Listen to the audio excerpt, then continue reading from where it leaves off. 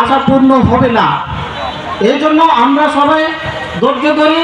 আমাদের এই রানা প্লাজার যারা ক্ষতিগ্রস্ত হয়েছে মানে যারা আছে তাদেরকে সবাইকে এ সরকার সঠিক বিচার করবে, তারা হয়তো সঠিকভাবে বিচার পাবে, এ বলে আমি আমার বক্তব্য শেষ করছি। ধন্যবাদ। আজ বয়াল 24শে এপ্রিল। রানা প্লাজা নামক 9তলা ভবনটি 2013 সালের 24শে এপ্রিলে ধসে পড়ে। এ সময় হাজার হাজার গার্মেন্টস শ্রমিক নিহত ও আহত হয়েছেন, যার প্রত্যক্ষ সাক্ষী সারা বিশ্ব। এই যে চিত্রগুলো দেখলেই মনে পড়ে যায় 2013 সালের কথা। আপনারা অনেকেই দেখেছেন, অনেকেই এসেছেন এখানে উদ্ধার কাজে সহযোগিতা করেছেন। আজ এখানে শ্রমিক বান্ধব অনেক সংগঠন এসেছেন এবং আহত এবং নিহত শ্রমিকরা তো এসেছেন, নিহত শ্রমিকদের স্বজনরাও এসেছেন এবং নিখোঁজ শ্রমিকদের স্বজনরাও এসেছেন। তাদের দাবি শ্রমিকরা যাতে ন্যায্য অধিকার পায় এবং রানা প্লাজা ধ্বংসের পিছনে যাদের হাত তাদের বিরুদ্ধে যেন আইনগত ব্যবস্থা নেওয়া হয় এবং বিচার হয়। শ্রমিকরা যাতে তাদের ন্যায্য অধিকার নিয়ে বেঁচে থাকতে পারে, এর জন্য শ্রমিক বান্ধব অনেক সংগঠন আজকে এসেছে তাদের দাবি জানাতে, শ্রমিকদের দাবি জানাতে, এবং যে সমস্ত শ্রমিকরা আহত হয়েছেন তারা যাতে সুচিকিৎসা পায়।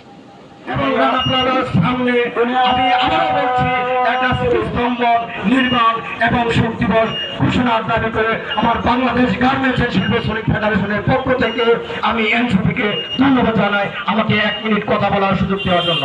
ধন্যবাদ সবাইকে। তুমি আর মজদুর এক হও, তুমি আর মজদুর আমাদের দাবি ক্ষতিপূরণ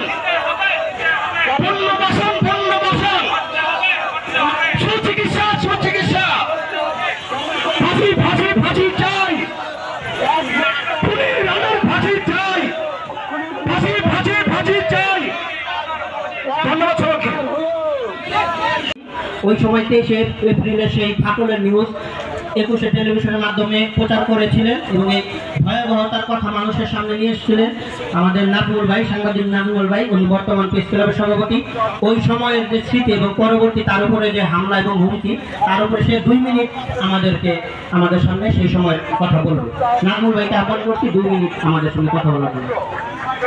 নিহত এবং আহত শ্রমিকরা যাতে মর্যাদাপূর্ণ ক্ষতিপূরণ পায়, এর জন্য বাংলাদেশের শ্রমিক বান্ধব অনেক ফেডারেশনের লোক এখানে এসে তারা দাবি জানাচ্ছে এবং আরও অনেক দাবি জানাচ্ছে। এখানে অনেক প্লেকার্ড, অনেক দেয়াল চিত্র এখানে শোভা পাচ্ছে। আপনাদের দেখালাম যে এখানে বাংলাদেশ জাতীয় নাগরিক পার্টির লোকজন এসেও বক্তব্য দিচ্ছেন এবং বিভিন্ন সাংবাদিকরা বক্তব্য দিচ্ছেন। সাভার জাতীয় প্রেস ক্লাবের সভাপতি নাজমুল ভাইও বক্তব্য দিচ্ছেন।